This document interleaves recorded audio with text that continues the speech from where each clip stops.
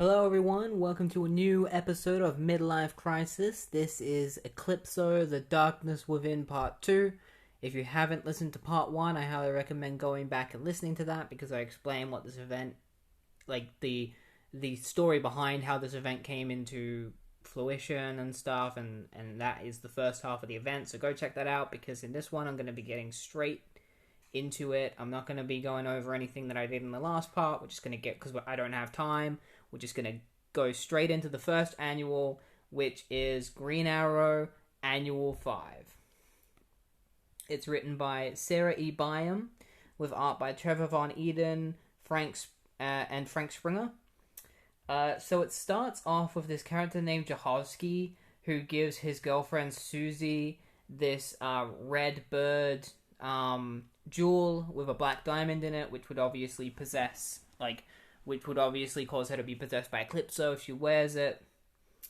And so when he hands it to her, this kid on a skateboard bumps into her and steals the necklace. And so she scratches him in the face and then shoots him in the shoulder. And he touches his shoulder with the black diamond, and the blood from his shoulder pours out and manifests into an Eclipso-like werewolf that then kills Susie, and then attacks, basically threatens Jahovsky, and is basically like, I'm probably going to come back and kill you eventually because you were the reason I lost my amulet, but first I got to go after that kid that stole it. So the Eclipso werewolf goes after this kid. The kid eventually drops it in an alleyway, and it's found by Oliver Queen. So Oliver Queen is just wandering around Star City. He picks it up and is like, this would be great for Dinah. This would be a great anniversary gift for her. So he decides to take it away. The Eclipso monster is there watching him, but then the sun starts coming out and is like, shit, I'm going to have to come for him later. Eclipso talks about, Eclipso himself talks about the fact that, there's someone he knew many years ago. There was, this group of people that all have, red skin. I don't know. I don't read Green Arrow. I'm pretty sure it's deeply seated in the history of this Green Arrow run. But basically there was this woman many years ago who got possessed by Eclipso, and he burnt their entire village and then left her body, and then she saw what he had done and threw the amulet away, and that really pissed him off because he was happy possessing her, and so now he plans on getting his revenge on one of her ancestors, her grandson, or her great-grandson. And we'll find out who her great-grandson is later. So Oliver Queen takes the amulet to an appraiser who basically just says, this thing's shit, you shouldn't give it to your wife, you should give her a anniversary ring instead. And Oliver's like, look, I know what my girlfriend wants, so don't tell me what I should give her. I'm not buying what you're selling.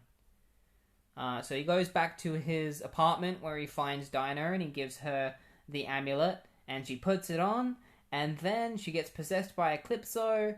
After Oliver he almost mentions the name of another girl, and she's like, you've been sleeping with that girl, have you? And that's what unleashes Eclipso, and she starts attacking him, and Oliver's just like, I don't want to hurt you, and I also don't want to die, so I'm gonna get out of here. And he jumps out the window after she breaks his hand. It's pretty nasty. He smashes through the window, and she jumps out the window and lands perfectly fine, and he's like, there's no way that's just regular Dinah, because she would not survive a 15-foot drop like that and still be standing. And he's like, I'm gonna need some help. Right now, I need somebody to help me with this. So there's these two characters named Garn and Ren. I don't know who they are because they're obviously support characters in Green Arrow, and I don't read Green Arrow. They're friends of Dinah. Ren is the ancestor of the woman I was talking about earlier, so Eclipso is going to try and go after him and possess him because he's the next in line. Meanwhile, Oliver Queen is asking for help. He sends a message to a mysterious member of the Justice League. We don't know who that is until a bit later. And then Black Canary shows up at Garn and Ren's, smashes open their window, attacking a little child. She has a child by the ankle. And so Ren and Garn try to save this child.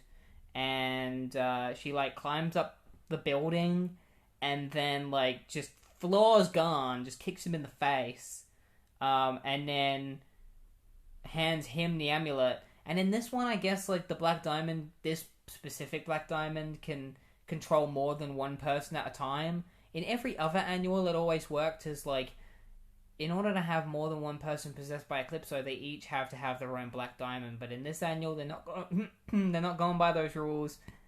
Eclipso possesses 3 people with 1 diamond, but, you know, who cares? Continuity, we're not keeping it. Gon gets possessed, and so does Ren. Ren gets possessed as well. And it turns out the person that Oliver Queen has asked for help is Batman. The Batman tells Oliver Queen, he's like, you should give the new Justice League a chance, because, like, they're new, but they're great. And Oliver's like, nah, I've been doing this way longer than all of you. My only real friend is Green Lantern. So they go off to save Ren and Gon, but it's too late. They've been turned into Eclipso. And using his powers, Eclipso creates like a giant, like using Ren's powers, because apparently Ren has powers. Eclipso creates a giant bird for Ren to fly on, a giant cat for Black Canary to ride on, and a giant horse for Gon to ride on. And they all ride off into Star City and start causing mayhem, with Batman and Green Arrow going after them. Green Arrow faces Black Canary and is basically at the verge of death. She's like beating the shit out of him, and that's when Batman shows up and grabs her, pulls her off of him, and the sunlight comes through. They shine a bunch of light on Black Canary Eclipso, freeing her from Eclipso's possession, and also saving Jahovski, because Eclipso kidnaps Jahovski and is about to kill him. But they save Jahovski, they save Black Canary, but unfortunately Ren and Gon are still possessed by Eclipso, and they manage to get away, so Black Canary decides that she needs to go and save them. Meanwhile, Green Arrow's like, I'm sorry, I can't go with you.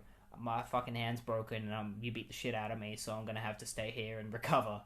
And that's where it ends. It ends with Black Canary and Batman supposedly going and joining other heroes in order to stop Eclipso. So we're gonna see how that pans out, probably in the second issue of the Eclipso Darkness Within miniseries that is going to bookend this event, and that's the end of that annual.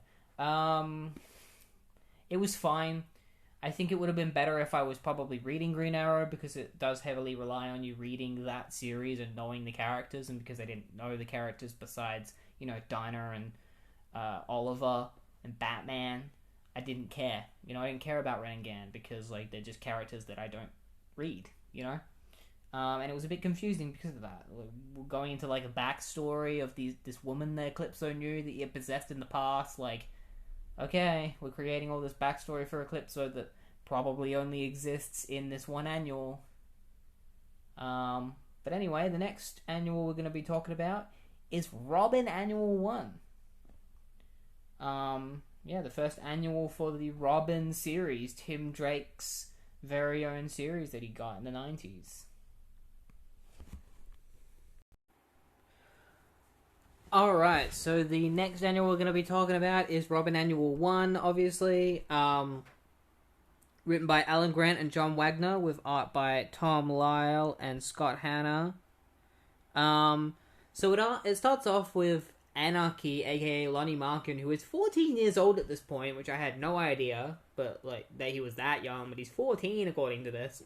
He attacks this artist named Sergio because previously in the Batman Annual, the Detective Comics one, Batman found that there were black diamonds in this guy's sculptures that he was making, so Anarchy has gone there in order to steal black diamonds to use for his own plan in order to get what he wants, which is, evil stuff out of the city. Like, he's against the government and all that stuff, because he's Anarchy, he's all for the people, so he wants to make demands, and if they don't meet his demands, then he'll do something like blow up a bridge, or destroy the local park, terrorize the local park, without hurting people. He tends not to try to harm people.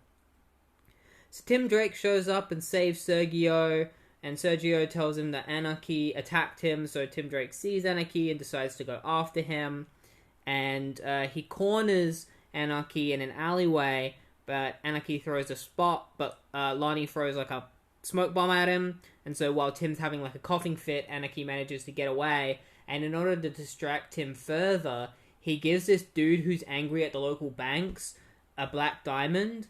And because this guy is passive, so apparently according to Anarchy, if you are a passive person, a black diamond will manifest an Eclipso demon from you.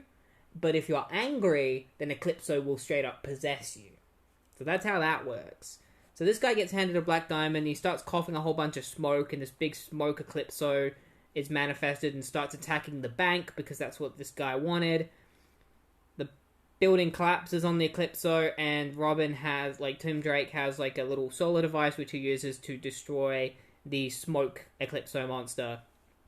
But Anarchy has gotten away because, you know, it was a distraction. So Tim calls Batman for help, and the two of them decide to go and search for Anarchy separately in different parts of the city, because it would make the search faster.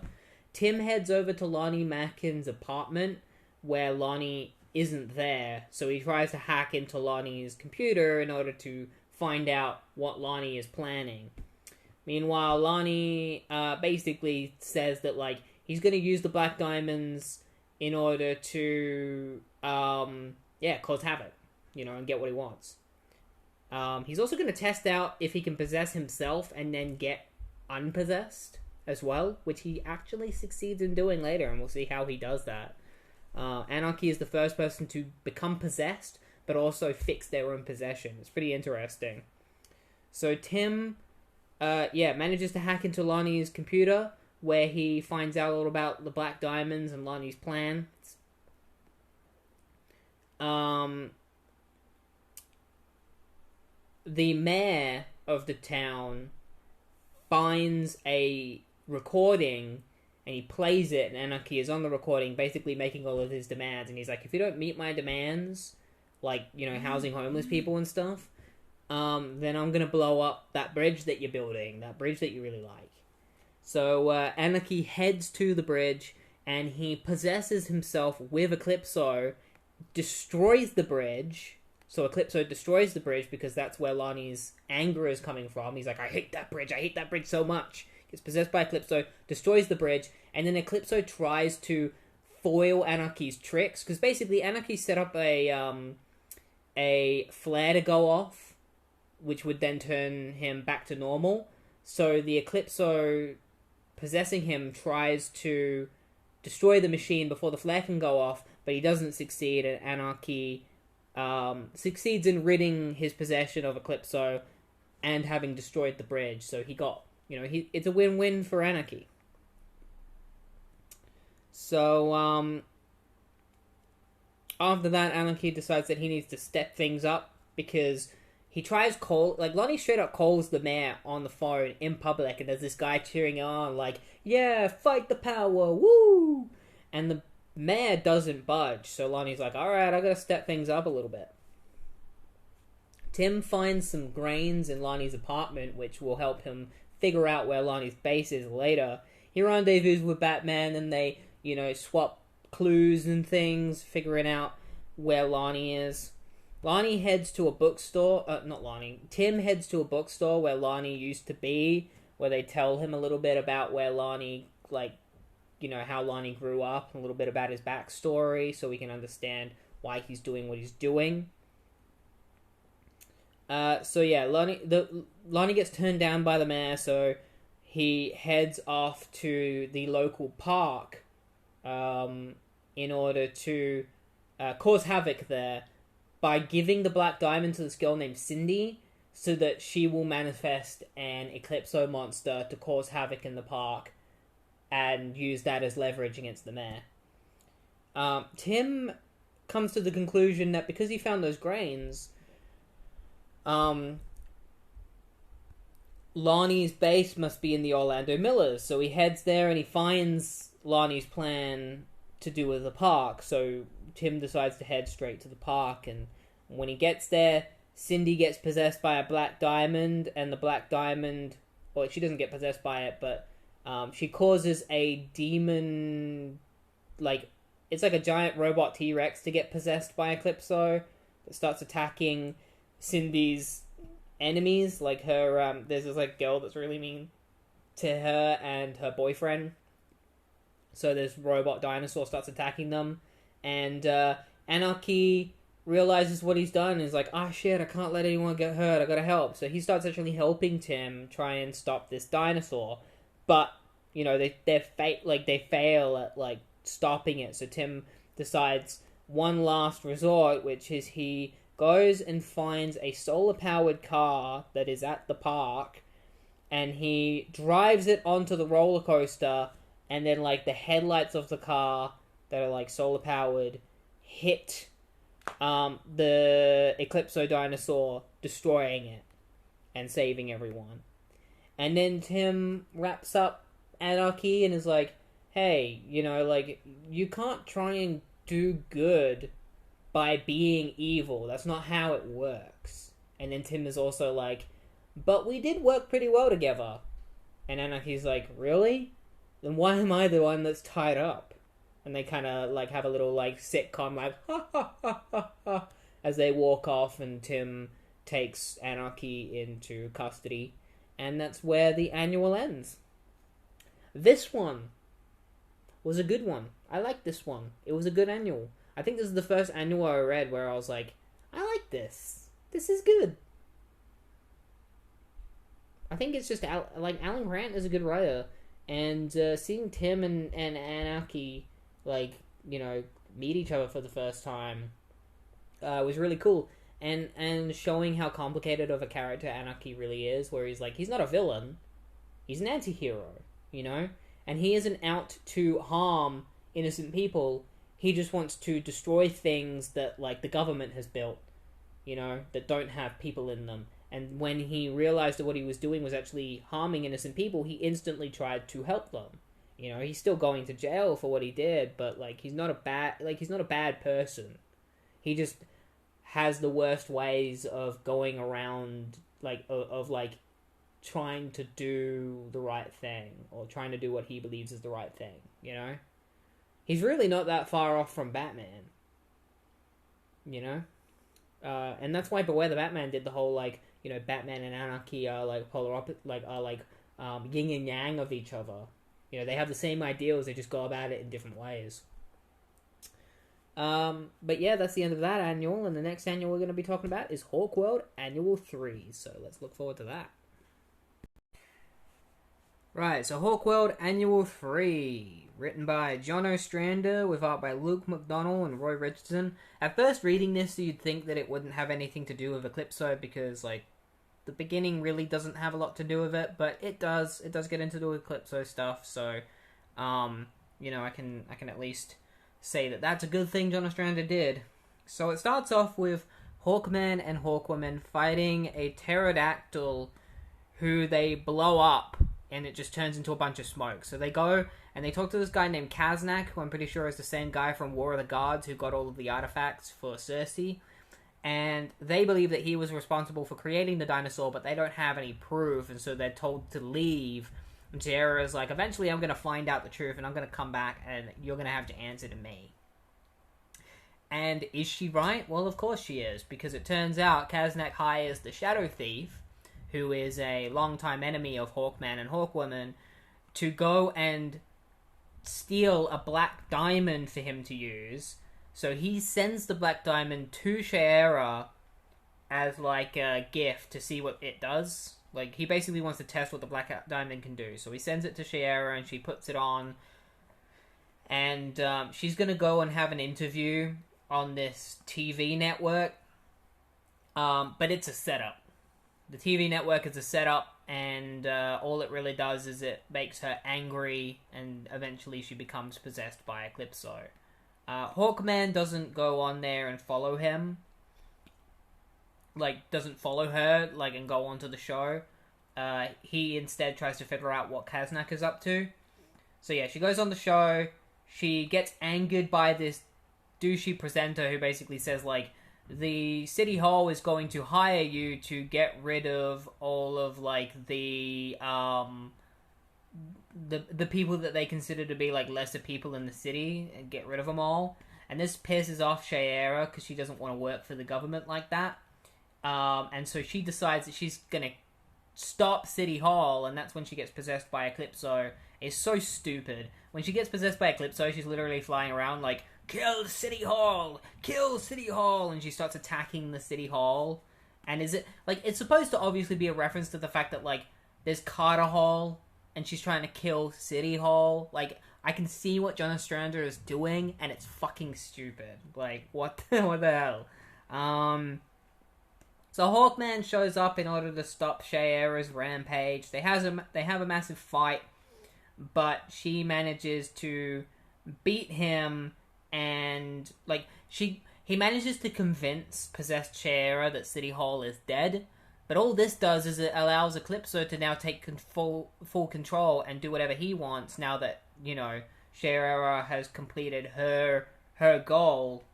Because when somebody gets possessed by Eclipso, they have a goal that they must complete, and then once they complete that goal, their will is completely given up to Eclipso. So now he has full control over her. So she knocks out Hawkman and sends him falling to his death, but he manages to turn on his anti-gravity belt to stop himself from dying. The police want the Black Diamond from him, and he's like, no, I'm not going to give you the Black Diamond. Like, we need to figure out, like, what it is.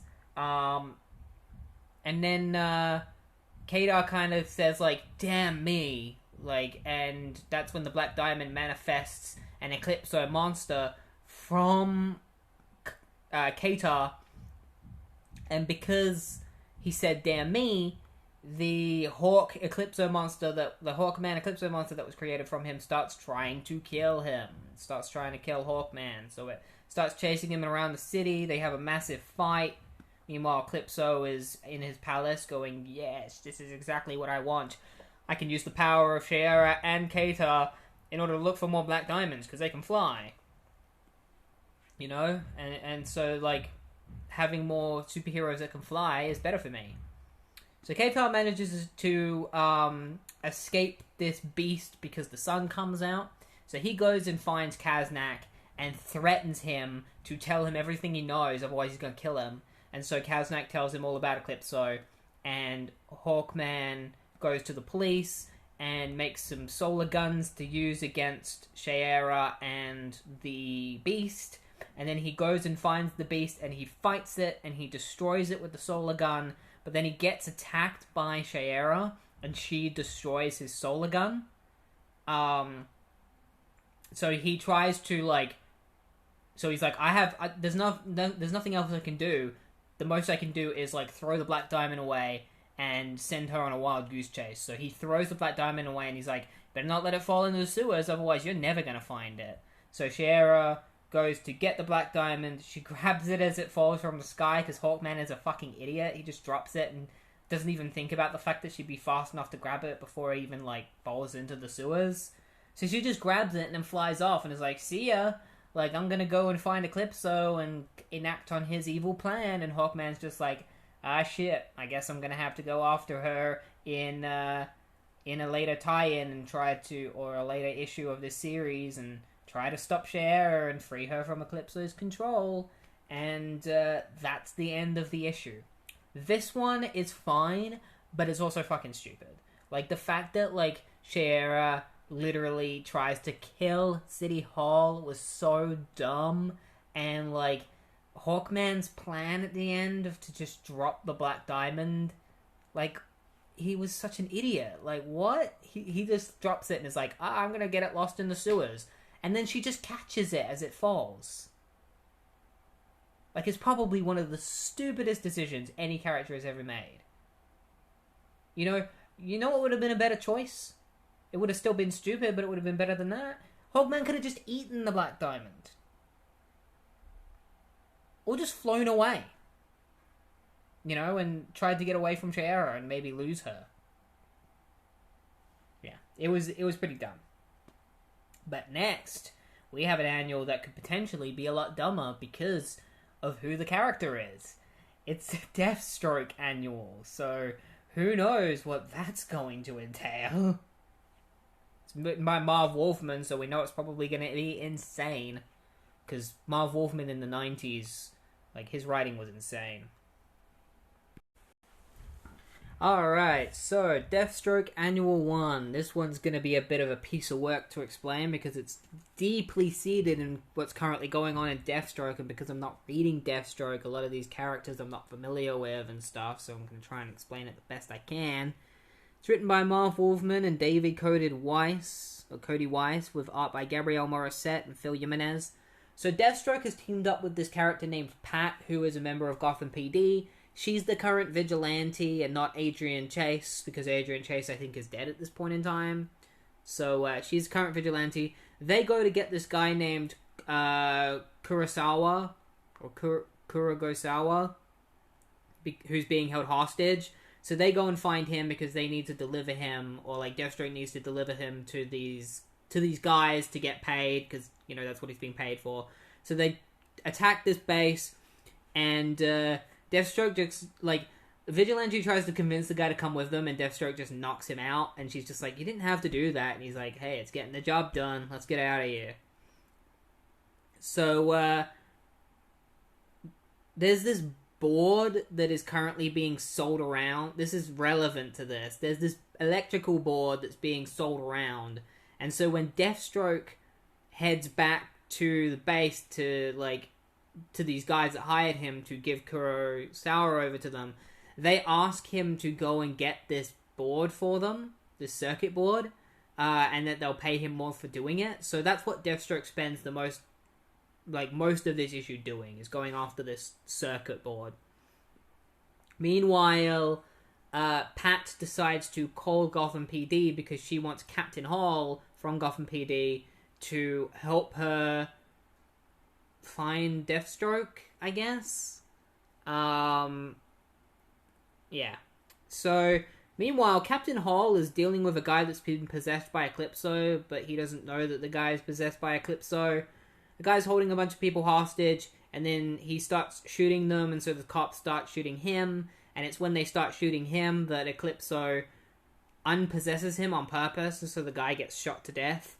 And then Captain Hall finds the Black Diamond next to him and picks it up, and while he's on the phone with Pat, this woman comes up who is she's like the senator, Councilwoman Alderman. She hates vigilantes, she hates the Titans, and because Captain Hall is an ally of the Titans, he starts having a massive argument over if the Titans are good or not, and this pisses him off enough that he gets possessed by Eclipso and starts attacking the Councilwoman and all her cameramen and stuff, and then he runs away to go and cause havoc as Eclipso, possessed by Eclipso. So he goes to his police headquarters and starts attacking and killing cops. Basically, he wants to find out where the Titans are because Eclipso wants to take control of the Titans and possess them, and because Captain Hall is friends with them, he knows where they are. So he goes into the database to find the Titans, and he gets on the phone with Pat and decides to trap her by calling her and pretending to be Captain Hall. So he leads her into a trap, because when she arrives, Captain Hall attacks her and then gives her the Black Diamond, and then Pat becomes possessed with the Black Diamond and, gets possessed by Eclipso. So Deathstroke heads to this place called Signatio, I think is what it's called. And it's this technological, area that deals in, technology and stuff. And Pat shows up possessed by Eclipso and starts attacking Deathstroke because Pat wants to pass the Black Diamond onto Deathstroke because Eclipso wants control of Deathstroke because he's really powerful. He barely makes it out with his life and manages to escape, where he then heads over to Salvagion, that's what it's called. Salvagion, which is this place that deals in technology and stuff. He goes there to meet this guy named the Quartermaster, who is said to have the circuitry board. And when he meets the Quartermaster, Nightwing shows up. He's been brought in by the Quartermaster's guards. It turns out Nightwing is there because the Titan's tower recently got blown up, and he wants to get plans for Cyborg in order to help rebuild the tower, and he believes that the Quartermaster has those plans. So the Quartermaster decides that he's going to help Nightwing and Deathstroke if they help him. And so the Salvagion gets attacked, or Salvagion gets attacked by Pat, possessed by Eclipso. So they fight off Pat, and Quartermaster uses the defenses of Salvagion to hit Pat with like solar energy, which causes Eclipso to lose possession of her. And because they helped save the Quartermaster's life, he gives Deathstroke the circuit board that he's looking for. But then these group of guys come up and they beat the shit out of Deathstroke. Like, these guys, like, invade Salvagion with, like, helicopters and shit. They shoot up Deathstroke, knocking him out, and they steal the circuit board. And they leave. There's one guy left alive, and Deathstroke tries to get some answers out of him, but the guy, like, melts and dies. He, like, kills himself by melting into a pile of goo. And then the circuit board is passed on to the guys that hired Deathstroke, and they're gonna use it to create a future plan and a future tie-in. This Eclipso Annual wasn't very good. I mean, it had Nightwing in it, and it had, like, a version of Vigilante, and it still wasn't that fun to read, because it was heavily tied to what was going on in Deathstroke at the time, and it really doesn't have a lot to do with the Eclipso event. Eclipso is in it, but it's a very self-contained story that doesn't, like, there isn't anyone left possessed by Eclipso by the end of the story, so there's no one to go back to Eclipso and be in a later tie-in, because Pat loses possession, so there's no consequences to the event from this annual. It doesn't lead anywhere. So you can skip this one entirely, and you don't miss out on any of the story. Like, it'd be different if it ended with Deathstroke being possessed, and then he goes off to the moon and joins Eclipso, but that doesn't happen. So, like, it's just a pointless annual that you don't even need to read in order to understand the story. But that's not the point of these, is that, like, these annuals are supposed to be the story, so the fact that Marv Wolfman didn't have it matter enough is what is the problem. You know, because these aren't supposed to be tie-ins. These are supposed to be things that you need to read in order to understand the story. You know, because they're a part of the story. They're not a tie-in. They are the story. And some of the writers don't seem to understand that, because they keep writing them like they're writing a tie-in and not a chapter of the event. Alright, Titans Annual 8. Written by David Cody Weiss and Marv Wolfman, with art by Kurt Swan, Jimenez, Morissette, Iota. It doesn't say their first names, so I don't know their first names off of heart, unfortunately. Why would they not put their full names in the credits? That feels a bit weird. They put Marv Wolfman's full name and David Cody Weiss, but then all the artists are just like their last names. Feels a little bit like, you know, whatever. So, I'm not going to explain this one page by page, because if I do that, it's going to take forever for us to get through this, because not only is a lot happening in this, but it's heavily tied to what's going on in Titans and Deathstroke, because this annual takes place at the same time as the Deathstroke annual that we just read. It doesn't take place after, it takes place at the same time, so my point still stands that the Deathstroke one doesn't really have any effect. This one has effects on Eclipso. The Deathstroke one doesn't. This one does. This one actually leaves off on a cliffhanger, with people being under Eclipso's control. So at the moment in Titans, Cyborg is basically dead. Like, his body is still intact, but he's hooked up to machines and stuff. He can't talk properly, and it's because he crashed in the homeland of Red Star, Markovia, and because of that, Garth, who is best friends with Cyborg, like Beast Boy, or Changeling as he's known at this time, is really upset with Red Star and blames him, and so he gets really mad, transforms into a rhino, and tries to kill Red Star, and Red Star fights back, but then a helicopter crashes into a building, because remember in the Deathstroke Annual, the councilwoman who hates the Titans talked about how, like, they dealt with a helicopter crash, and she branded them as, like, the problem. Well, we get to see that actually happen. We see the helicopter crash, we see the Titans save the helicopter, Red Star throws it into a river and it explodes in the river, and the councilwoman uses that as an excuse to say that they're under attack again when they hear the explosion. And the Titans are just like, oh my god, like, is she really doing this? You know, we just saved the day and she's turning it into an excuse as, like, this is another attack. So the Titans decide to split off and go searching for ways to help Cyborg. So Beast Boy heads to, what was it called? Like, Scrapovia. Meanwhile, Eclipso is on the moon, plotting and being like, I'm going to take control of the Titans. So Captain Hall, who was possessed in the Deathstroke Annual, finds Red Star and possesses Red Star. Eclipso possesses Red Star. And then Red Star steals Cyborg. He goes into where Cyborg is and steals him, and Cyborg, like, he starts controlling Cyborg, because Cyborg he's not thinking or anything, so Red Star is able to just control him, or Eclipso at this point.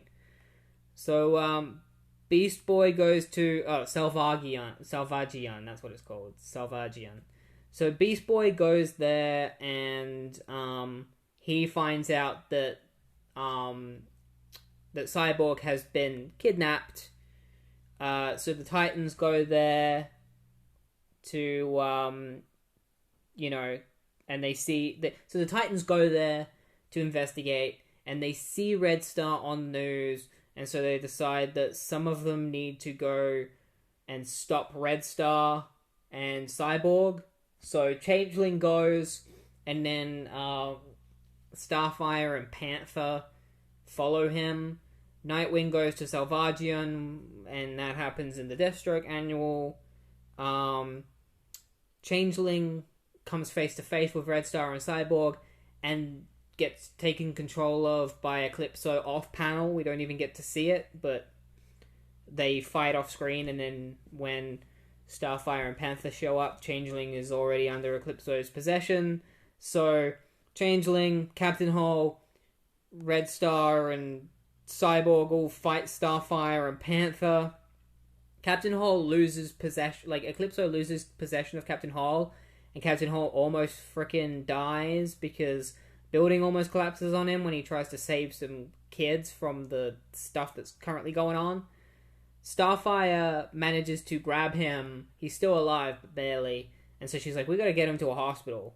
So Panther and Starfire decide to head off to a hospital with Captain Hall, but Red Star, Changeling, and Cyborg chase after them and knock them out of the sky, and then Starfire and Panther become possessed by Eclipso off panel, which is really stupid. Every single time a main character becomes possessed in this, it always happens off panel. I guess it's supposed to be like a plot twist of, like, later on they're like, oh, Starfire and Panther are under Eclipso's control.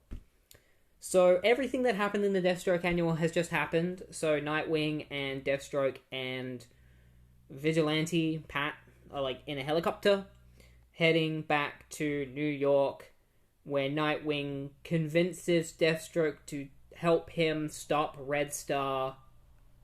They get to the laboratory where Cyborg is supposed to be, but they realize that the other Titans aren't back, which is not a good sign. It means that they've probably failed in stopping Red Star and Cyborg.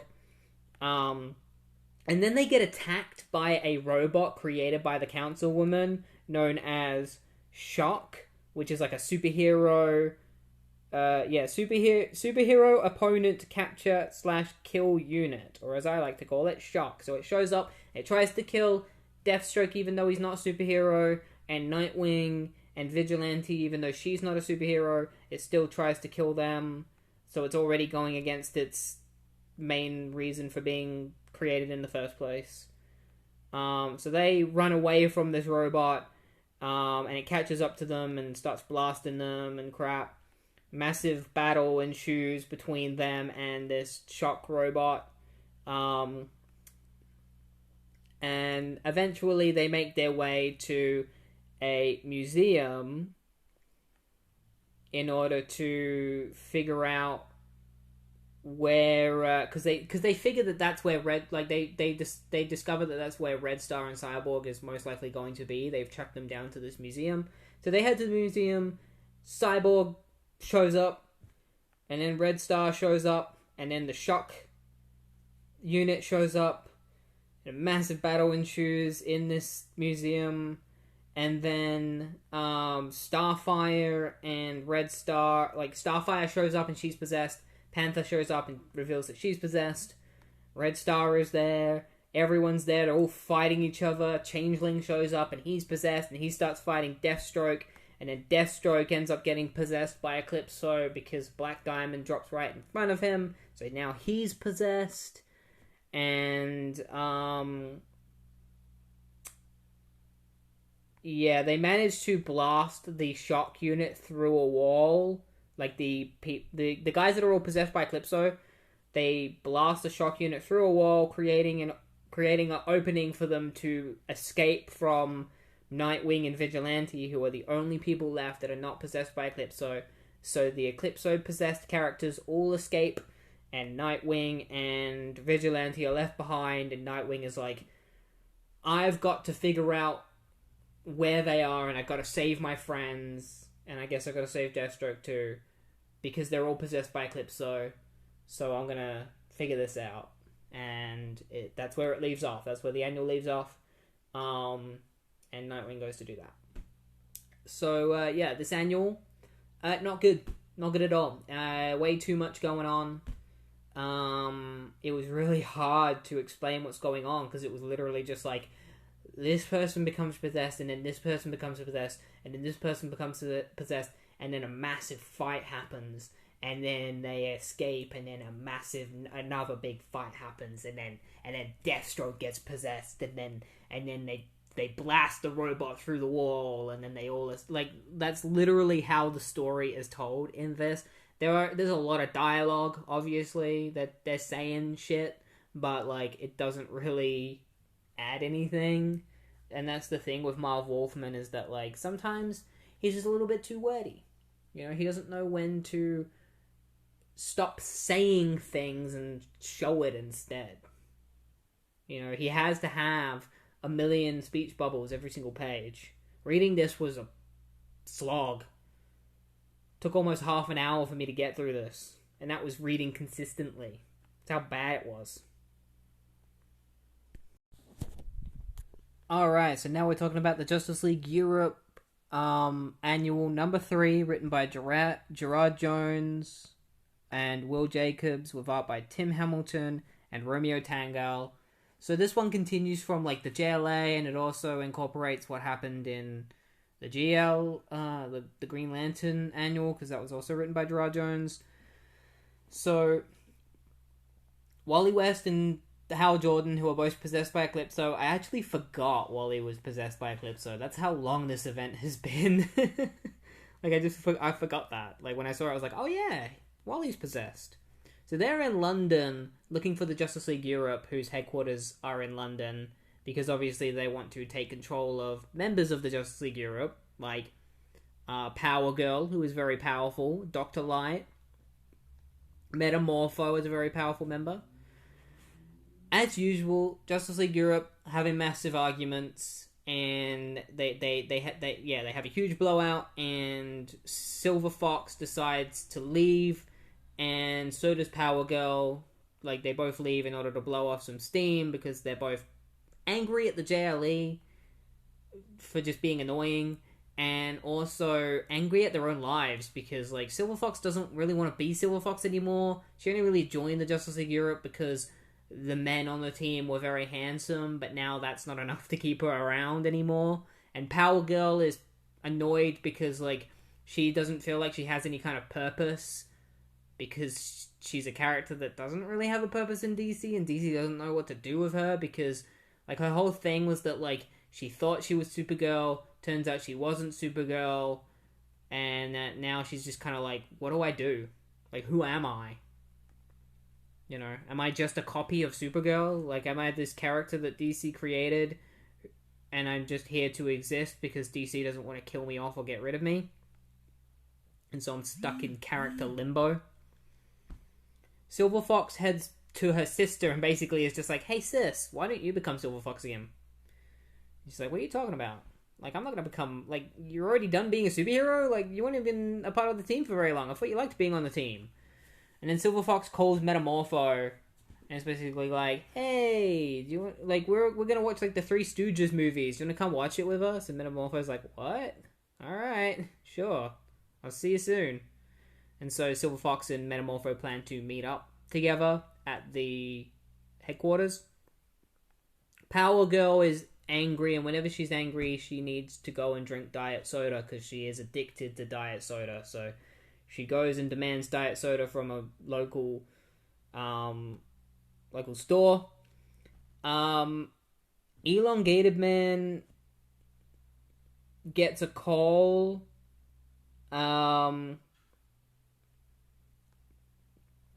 from, like, Sue, and, like, because they're planning on taking a road trip to a place called Meteor Crater in order to see an eclipse happen. I don't know if it's directly related to this event. I think it is. I think it is directly being set up to be a part of, like, the second issue of Eclipso The Darkness Within, like, the final issue or whatever. Kilowog shows up and reveals to Elongated Man and Dr. Light that members of the JLA have been taken control of by Eclipso. He's like, Green Lantern's gone, Flash is gone, Superman is under his control. What's her name? Is it Maxima? Is that her name? She's under the control of Eclipso now. And Elongated Man and Dr. Light didn't know about this, and so they call up the JLA and they're like, hey, why didn't you tell us that Eclipso is taking control of superheroes? And Maxwell Lord is just like, because the government, it's not within your jurisdiction to know, and the government didn't want you to know, so I didn't tell you. And so Kilowog is like, goes to Ice. He accidentally wanders in on her in the shower. Like, he creates like a construct of himself, of his head, and goes to talk to Ice, but she's in the shower, and he's like, oh shit, you're in the shower. Hey, why didn't the government tell us about Eclipso? And Ice is just like, I'm not authorized to tell you either, and you're not authorized to know, so piss off.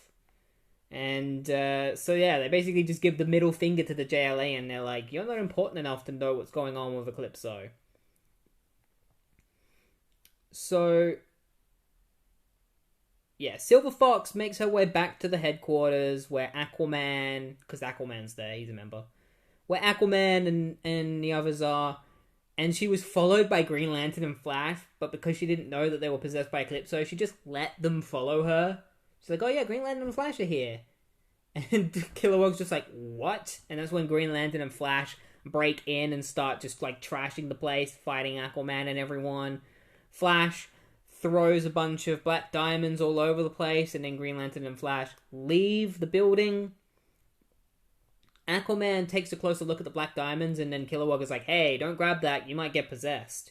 And then Power Girl shows up and is like, hey, I got some diet soda. Oh, what's this? And she picks up the black diamond, and then just gets possessed by Eclipso because she's really pissed off at the moment. So she becomes possessed by Eclipso, and then there's a massive fight with Power Girl that breaks out where the JLE tries to, keep her from killing them.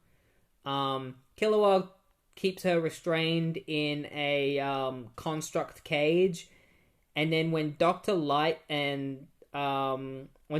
leaves to go and talk to some of the some government guys to kind of cool down the situation.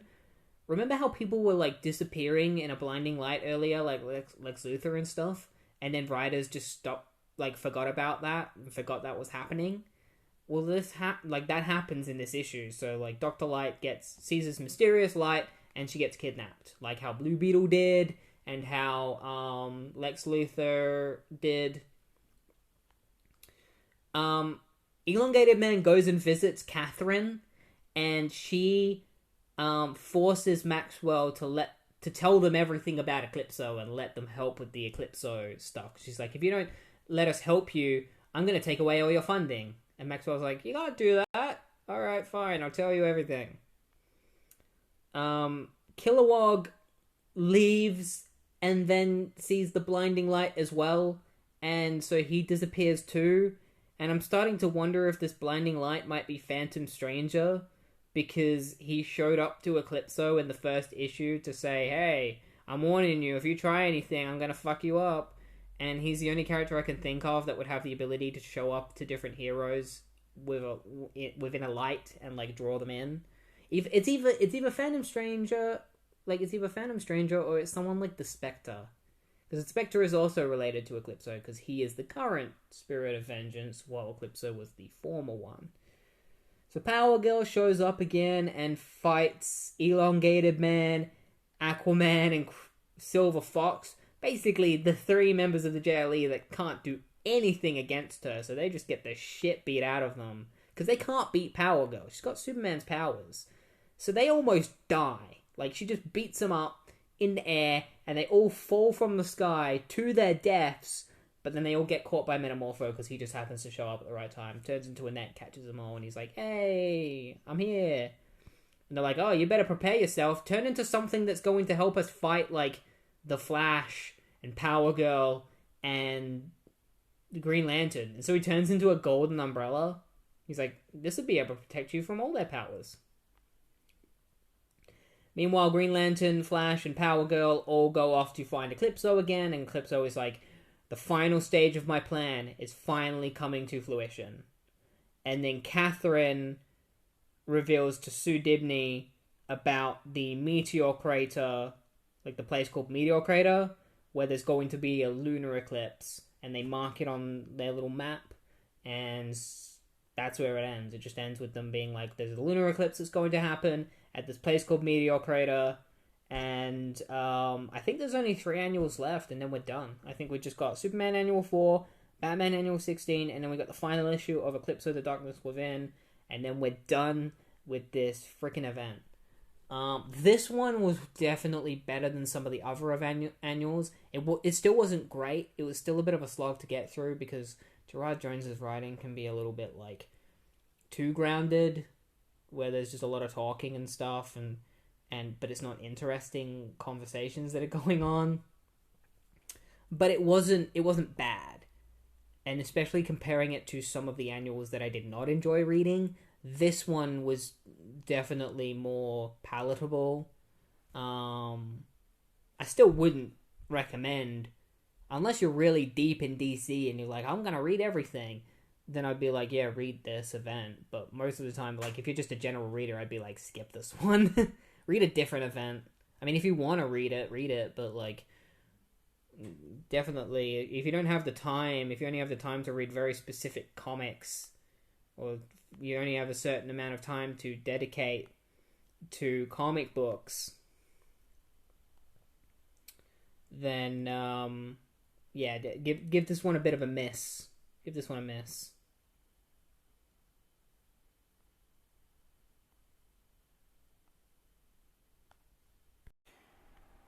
Alright, so the next annual we are talking about is Batman Annual 16, written by Alan Grant and John Wagner, with art by Vince Giordano. So continuing on from the Detective Comics Annual, where Joker had all that money, like, we're continuing that plot. So, while Batman can't find the Joker or the money, he decides that he's just going to take care of local crime families, so he's currently dealing with the Manzoni family. So he's going around scaring members of the Manzoni family, being like, spread the word. Meanwhile, there's this guy at a bar who's basically talking about what happened in the Detective Comics Annual. He's like, yeah, there was this crazy Eclipso monster that came up, and the Joker had all this money that he was having. And then he gets kidnapped by a couple of thugs working for the Joker, because this guy knows about the Black Diamonds, and the Joker wants to get the information out of him, because he wants to use the Black Diamonds for his own ends. So Batman sees these guys kidnapping this guy. He goes after them, but in order to get away from Batman, they knock a bus into the river, and so Batman has to go in and save everyone. So he pulls everyone out of the bus, but then, like, this woman is like, my husband, he's still in there, he's drowning. So Batman has to save him, delaying him a bit more. So the guys take this dude back to the Joker's base, which is a waxworks museum, and that's where we discover that all the money that he has is a throne that he sits on. He's, like, made a throne out of money. And that's the, like, $21 million that he had. So he starts torturing the dude by putting him in one of those like stretch racks, starting to stretch his limbs. And the guy tells the Joker where the black diamonds are, and he's like, "Ah, you're gonna let me go?" And the Joker's like, "No, I'm gonna kill you because like if I don't let you go, you're a cop. You're gonna go to the cops, and then they're gonna arrest me." So he puffs laughing gas in the guy's face and kills him. And then tells his lackeys to dump the guy's body. Batman saves the old man, like the husband, from the bus, and then heads off in order to search for more crime and hopefully the Joker as well. So that's what Batman does. The guys are dumping the dude's body and they see Batman ahead and they're like, "Quick, duck!" And he's like, and then they come up with the idea of dumping his body on a train because then his body will be carried across Gotham and Batman will never find it. Or the cops. So that's what they do. They dump his body on top of a train. And then the Joker is like, "Hey, you guys, I've got a new job for you. You're going to dress up as cops. You're going to go to the police station. You're going to steal their black diamonds." So his thugs put on some cop uniforms and they head to GCPD where they take the black diamonds. But then they come across the Manzoni family. The Manzoni family recognize them. And they're like, "Hey, I don't know what you're talking about. We don't know who you are. We're cops." And Manzoni's just like, "What are they doing?" And then so the Manzoni family starts chasing after them, and they're like, "Ah, shit, they're chasing after us. That's not good. We gotta get back to the Joker, but before we do that, we gotta get these guys off of our tail." This woman almost commits suicide. This is exactly what happens next. It's a woman who almost commits suicide. She accidentally falls, and then Batman catches her. And this is all just so that Batman happens to see the train with the body on top of it while he's saving this woman. So he finds the body, notices that it was the Joker that killed him because of the massive grin on his face, and then decides that he needs to go and find the Joker. And boy, is it like a coincidence that like Joker's thugs just happen to cause enough of a catastrophe that Batman sees them. So during the Manzoni chase, the cops are like shooting at like the thugs are shooting at each other. And then one of them decides to consume a black diamond, and when he does, he creates this giant gargoyle creature, which attacks the Manzoni family, picking their car up into the sky, which Batman sees, but he's like, "Man, I'm too late to save them." And so, like, they just get dropped and they crash into the ground, and Batman's just like, "I couldn't save them. Like, I just didn't have time." So the Manzonis die, but right before one of them dies, he's able to tell Batman that, like, where the Joker is. And that he's in a waxworks museum. Batman destroys the gargoyle creature with a solar gun that was given to him by Bruce Gordon, and then heads off to the waxworks museum in order to find the Joker. The thugs head back to the Joker and they give him a black diamond.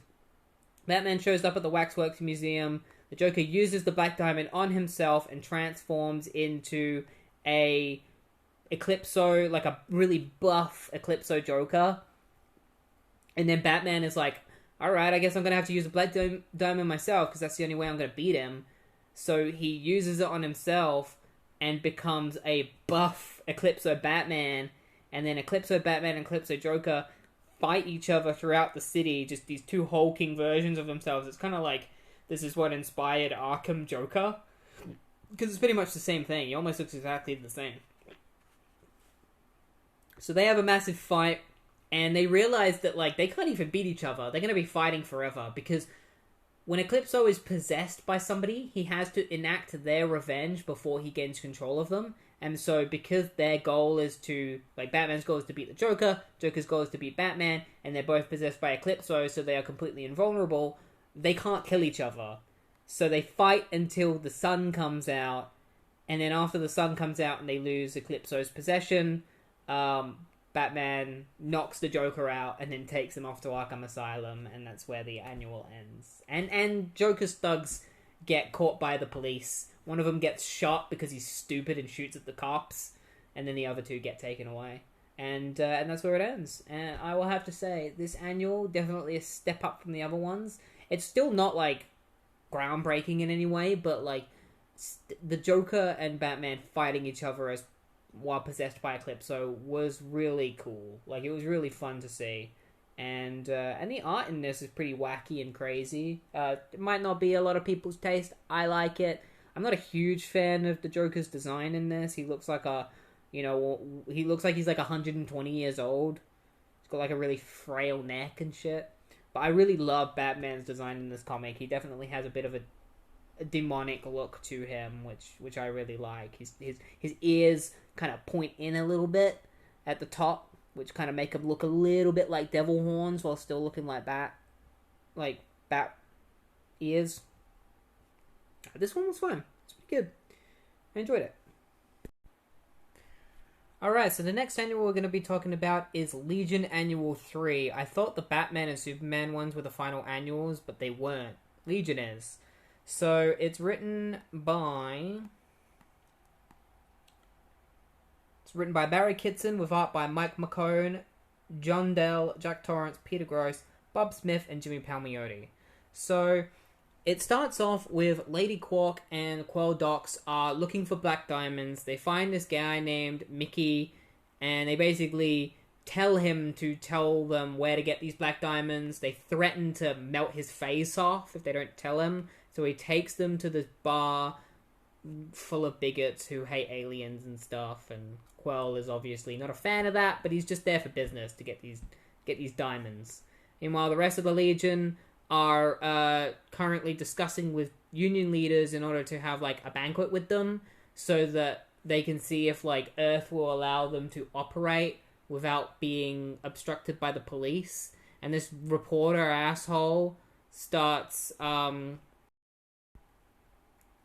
like bad mouthing Lobo and saying like, if you've really got Earth's like if you really want to protect Earth, how are you gonna do that with Lobo on the team, because like he's a terrible dude and you know nobody likes him, you know. And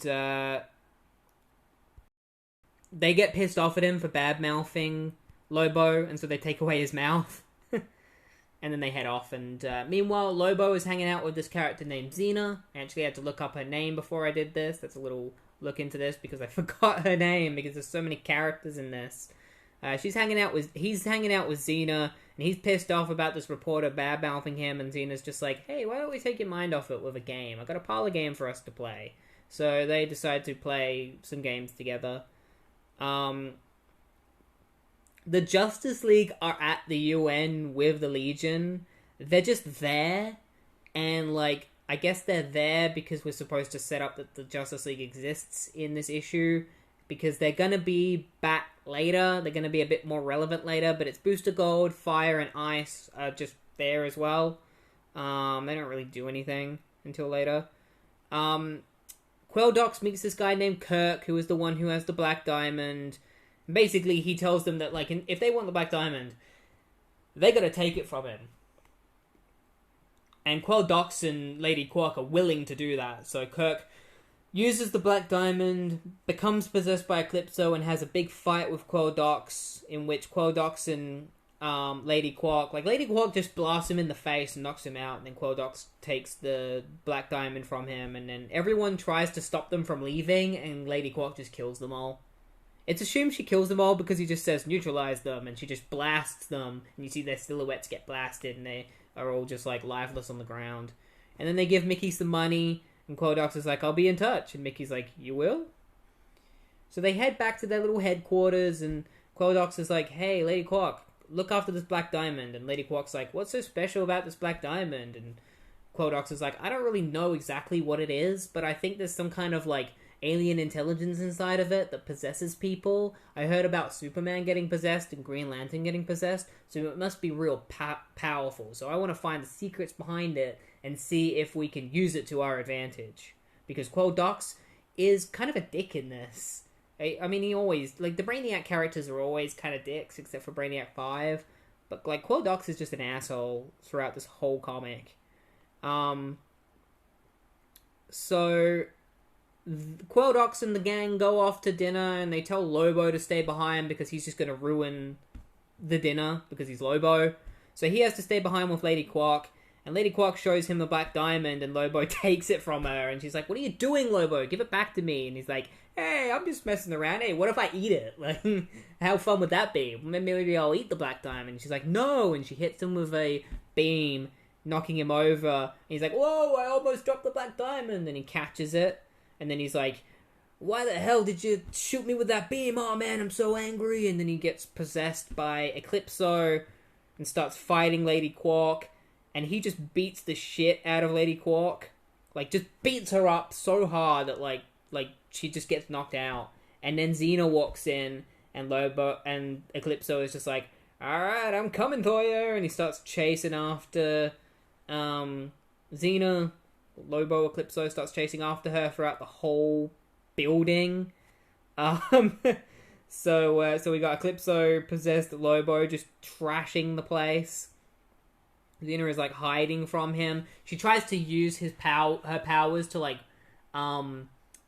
make everything pitch black, but obviously it's Eclipso, so it doesn't work on him. And so because her ability is to absorb light, she then shoots the light out of her again, and that's what destroys Eclipso and stops him from possessing Lobo. The dinner with the UN does not go very well at all. Qualdox badmouths like Earthlings, like humans, and the UN are just like, oh, you're just gonna talk shit about us. Like, we're not going to let you protect. Like, we're not gonna let you operate on Earth because you're an asshole. So all the members of the Legion are like, damn it, Quill, like, can you just not be an asshole for 5 minutes? So after using her powers, like, it causes Xena to, like, pass out because it took a lot of strain out of her. And then this guy in a coat shows up. He's just like, oh, look, there she is. And he finds Xena, and then, like, Xena's gone for the rest of the comic. And later on, Quill kind of mentions, like, hey, has anyone seen Xena? Like, I feel like she's gone somewhere. Lady Quark wakes up and she finds the Black Diamond on the ground and realizes that Lobo is no longer possessed. Lobo is found by Qualdox and the other members, and then Lady Quark shows up, and Qualdox is just like, I can't believe you let the Black Diamond fall into Lobo's hand and get him possessed. You're so stupid, Lady Quark. And Lady Quark's like, I've had enough. Like, I'm not your hireling, Qualdox. And she gets possessed by... she's like, I'm not your underling. And she gets possessed by Eclipso, starts fighting the members of Legion, like, blasting them and shit. She blasts Phase and almost kills her, because she, like, holds Telepath hostage. She's like, if you make yourself... Like, I know you can phase through things, Phase, so, like, if you make yourself solid, maybe I'll let your friend go. And so Phase makes herself solid and gets blasted. And then Lady Quark just ends up blasting Telepath anyway, because Eclipso was an asshole. And so Lady Quark and Qualdox have a very small fight in which Qualdox just runs away and gets blasted and knocked out. And then Lobo shows up and he's like, hey bitch, I'm the one who's gonna beat the crap out of you. He literally calls her a bitch. He's like, hey bitch. And he shows up and he just starts like fighting her, and they have a massive battle. And because Lobo is pretty much impossible to kill, you know, he doesn't win, but he does hold his own. And then the Justice League show up, and they think Lobo is the bad one for some reason. Even though they've fought, like, Superman possessed by Eclipso, and they know what somebody possessed by Eclipso looks like, because they've got a fucking eclipse on their face. Like, half their face is purple. For some reason, they don't realize that Lady Quark is possessed by Eclipso, even though her face is, like, she's got red eyes and shit. So, like, they're just fucking idiots. Icefire and Booster Gold are just all idiots. And blast in Lobo, and Lady Quark just gets away. Eclipso just gets away. And, so the Justice League unites with the Legion, and Qualdox decides that they need to go after Lady Quark and stop Eclipso. And so the Legion and the Justice League team up together in order to find Eclipso and stop him once and for all. And so this is going to lead into the Adventures of Superman, which I imagine maybe the Justice League and Legion are going to fight Eclipso Superman. And then after that we'll be concluding the event with Eclipso The Darkness Within #2. Alright, so we've made it to the final annual for the Eclipso event before the final issue of Eclipso. This is Adventures of Superman Annual 4, written by Robert Fleming, with art by Bob McLeod. And so this annual starts off with like all the heroes are looking for Superman and they can't find him, like Nightwing and Metamorpho and Hawkman and stuff. And then Booster Gold discovers that Superman has been sighted in a volcano somewhere. They don't specifically say where it is. It's assumed that it's like Hawaii or something. So all of the heroes, like the Legion, Nightwing and all that, like they all go to this volcano in order to find Superman. When they arrive there, they see a missile coming at them, and it turns out it's just Guy Gardner in disguise. He shows up, he's got his new suit, he's got a yellow ring now, it's like Sinestro's old ring from from Quark, and he's like, hey guys, I got a new ring, and it's got no impurities, so, you know, I can be the key to us helping get Superman. Like, what I could do is I could create a force field for us, and we'll go straight through that magma. And Quodox is like, I think that the ones that should go in there are the people who are impervious to magma. That does include you, Guy Gardner, but like Lobo should go, and Metamorpho and everyone. Strata, Phase. So yeah, Booster Gold, Fire, Bloodwind, Guy Gardner, Strata, Lobo, Phase, Metamorpho all head into the volcano in order to confront Superman, while Telepath tries to go into Superman's brain. He gets knocked out, assumably by Eclipso. So they get into the volcano, they find Superman. Lobo straight up tries to beat Superman and just gets punched out right away. Gets like punched in the gut. They're trying to draw Superman out into the sunlight, but the sun's going down and they're running out of time. So Guy Gardner tries to restrain Superman by putting him in like a construct device with like a magnifying glass that'll magnify the sun. But Superman just breaks out of it, and then for some reason Guy just lets Superman grab some of his construct and smack him with it. Like, how does he do that? Like, couldn't Guy just like dissipate it whenever he's not concentrating?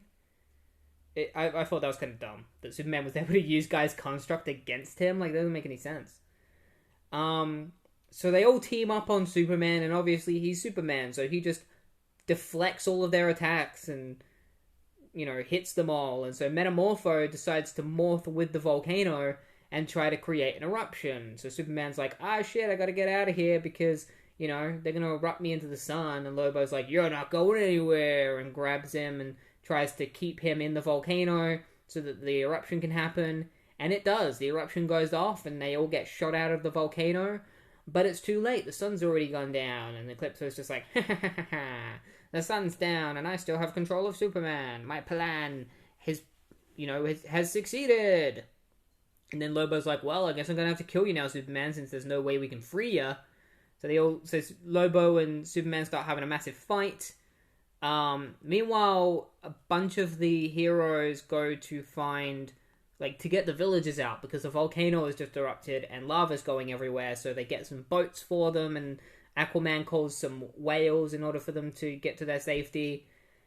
Quodox smacks Guy Gardner awake and is like, Guy Gardner, you need to go to the sun because you have no yellow impurity anymore, so you gotta go to the sun and grab some of the sun and just shove it in Superman's face, and hopefully that will get rid of Eclipso. And Guy's just like, nobody tells me what to do. And Ice is just like, don't you remember, like, your, in Brightest Day and Blackest Night, like, the phrase that you used to live by? And Guy Gardner's just like, and just leaves. And then Hawkman's just like, hey, Guy, can you, like, create some construct boats for these people? And Guy's just like, I'm busy, leave me alone. And he just flies off, because he's an ass. So they save the villagers while Lobo beats up Superman. And then everyone else teams up on Superman. They all start fighting him. Fire gets smacked away and she almost drowns, but Ice manages to save her. Bloodwind gets, like, attacked by Eclipso's mind. Like, the Black Diamond gets shot on him and he just starts, like, having a seizure. Metamorpho just gets blown apart by Superman. And then Ice almost gets killed by Superman. And then Guy Gardner shows up with a massive container of the sun, which he just pours all over Superman. Superman's just like, and it's just covered in magma. And then Guy Gardner grabs him and shoves him into the volcano. Just flies straight into the volcano magma with him. And then the heroes are all just like, man, like, I hope this worked. I hope Superman, like, I hope it worked. I hope Superman's no longer possessed. And then Superman, now unpossessed from Eclipso, rises out of the volcano holding Guy Gardner. And that's when Superman decides that, like... So they talk about how, like, there's currently something going on in a place called Meteor Crater, which is probably where the eclipse is going to happen, and they need to go there in order to find their eclipsed friends and save them. But Superman is like, we need the help of Bruce Gordon, and we still don't know where he is. So Nightwing and I are going to go off and try and find out where Bruce Gordon is. So you guys go to Meteor Crater, Nightwing and I are going to go investigate for Bruce Gordon's whereabouts. Meanwhile, Eclipso is like, no, I lost Superman! But at least I've got Largand. He's basically the same thing, so at least I've got somebody who can fight Superman. And, so Eclipso plans on tricking the heroes, so he's still got control of Starman, and they don't know that Starman is possessed by Eclipso. So he's basically like, what I'm going to do is I'm going to have Starman morph himself so he doesn't look like he's been possessed, and then have the other heroes just beat him to near death, so that when the heroes arrive at Meteor Crater, they think that Starman is on their side, and he can lead them to the moon, where they can be ambushed. So that's exactly what happens. The eclipsed heroes all beat the crap out of Starman, or pretend to anyway, and then the heroes show up and save Starman, and then Hawkman decides to go to the moon. You know, like, Hawkman and the crew decide to go to the moon with Starman.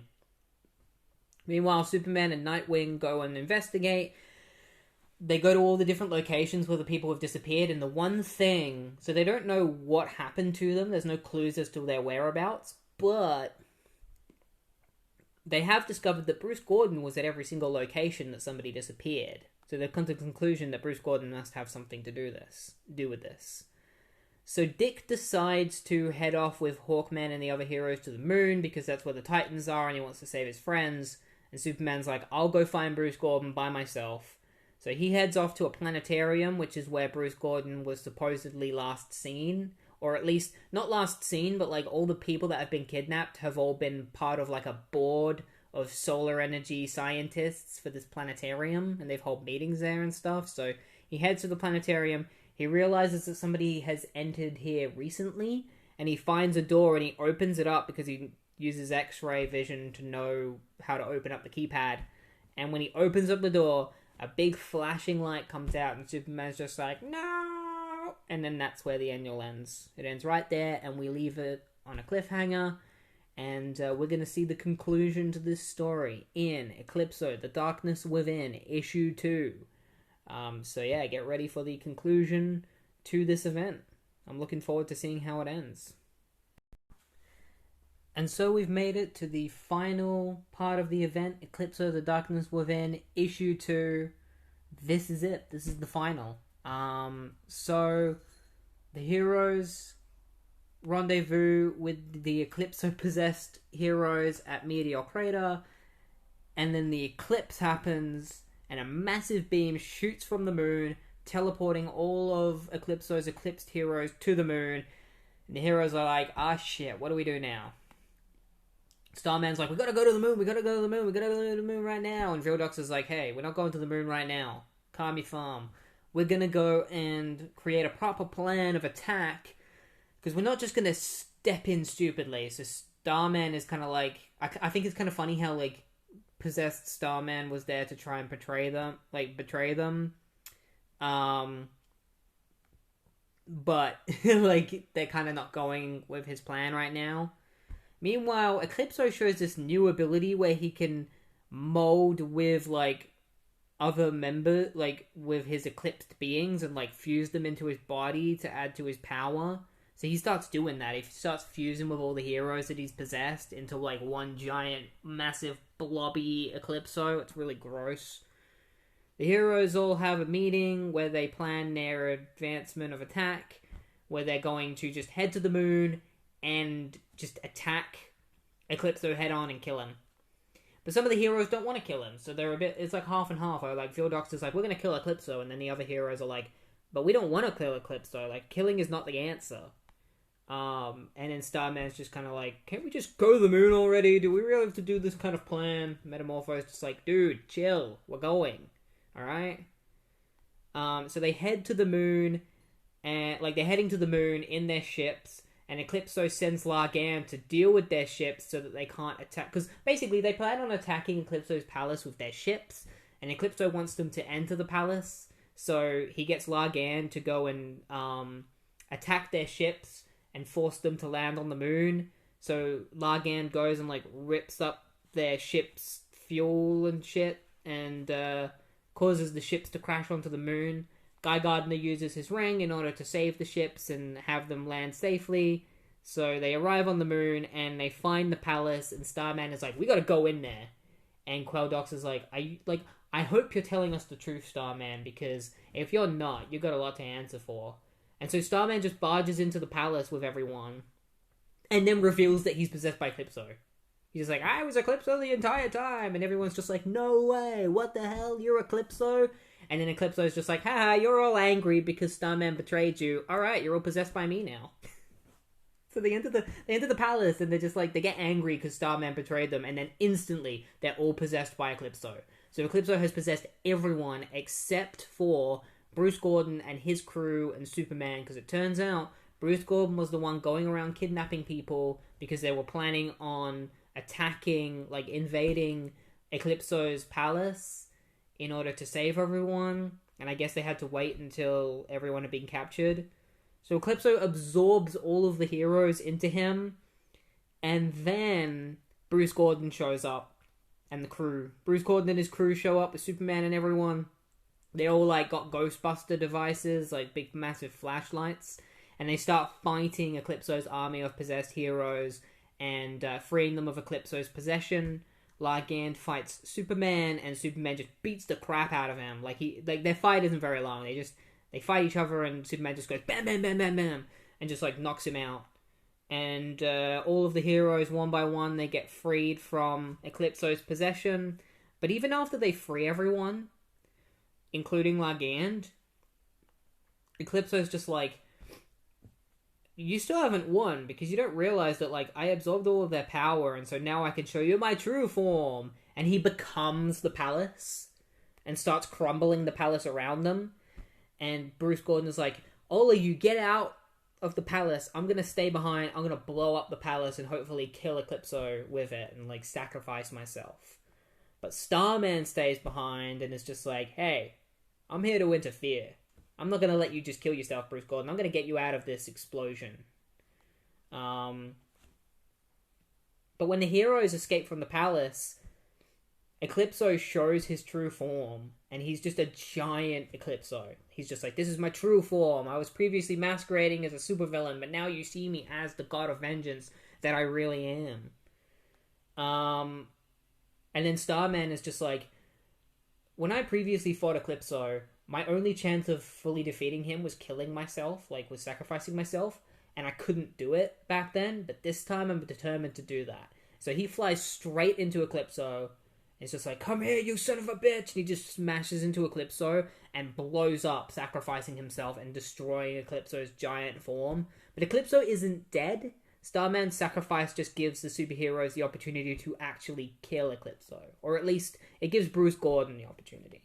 So Bruce Gordon is still in the palace. He's going to set off the explosion. The bomb's about to explode, and he's going to try and get out of the palace. But Eclipso's just like, no, I don't care if I die. All I care about is that you die with me. And he tries to keep Bruce Gordon from escaping. So Largan decides to head back into the palace and grab Bruce Gordon, which he does.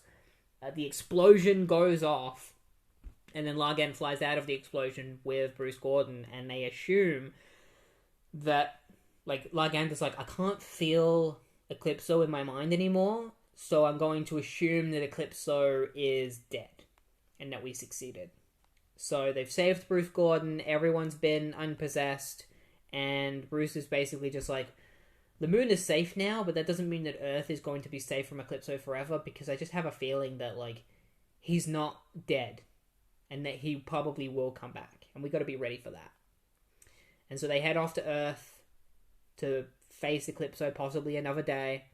And meanwhile on the moon, Bruce Gordon's fears are shown to be correct, because a black diamond survived the explosion, and we have a little panel of Eclipso being like, "See you soon."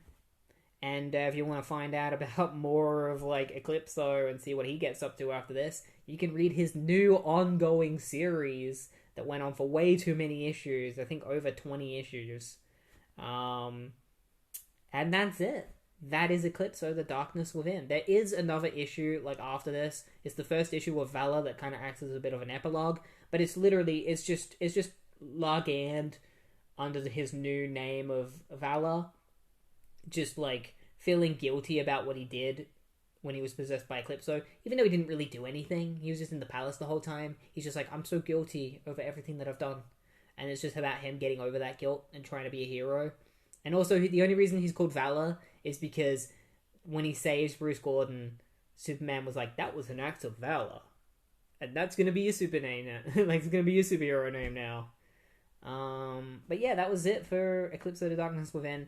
Nothing special, but I wouldn't say that it was bad. I don't think it was like as bad as Armageddon, because like Armageddon had such a good opening issue, and then the second issue was just so bad. But this one was just kind of like, it was mid, you know? It was in the middle. I don't think it was terrible. I just think it was just kind of like nothing special. I do think the second issue was kind of fun, like seeing Eclipso do all this weird shit, like morph all of the heroes into him and turn giant and stuff like that. Like, that was fun. It was a lot more fun than the final battle with Monarch. And seeing Bruce Gordon almost die at like Eclipso's hands, like Eclipso was like beating the shit out of him and like tearing him apart. It's pretty. The last couple moments of the issue are pretty heavy, and I did enjoy that the latter half of the issue when it kind of picked up and they were having their final battle and stuff like that. So I would definitely put this. I don't know if I'd put this above Armageddon, because that first issue of Armageddon was so good, so I might have to put them on the same level for different reasons if I ever rank these. But yeah, that was Eclipso The Darkness Within. If you feel like reading this, I would say check it out, you know? At least check it out. Check out issue 1. If you don't like it, then don't read it. But, you know, it's not bad enough that I would be like, don't read this. Stay as far away from this as possible. But I don't know if I can say the same thing about Bloodlines, which is the next event that we'll be doing. But before we get to Bloodlines, we're going to be having a little break from events, because we're going to be reading some more Flash. So we're going to be reading Flash up until the next annual, and that's when we'll do Bloodlines. So next week, more Flash issues. We get to see what Mark Waid does next in his Flash run. I hope you enjoyed this episode. If you enjoyed this episode, please follow the podcast. You'll get notifications for future episodes, and it just helps get this podcast out there. Share it around with people. If you know anyone who would enjoy this, just, you know, share it. Share the link. And rate it too. Rate the podcast. You know, the more you rate the podcast, the more it will be. The more it will be like, it'll show up in like people's searches and stuff. It'll be recommended to them, you know. So it will definitely help me try to get this out to more people, because I enjoy doing this podcast and I want more people to listen to it. But yeah, that's going to be it for this, and I'll see you next week for more of The Flash. Have a good one.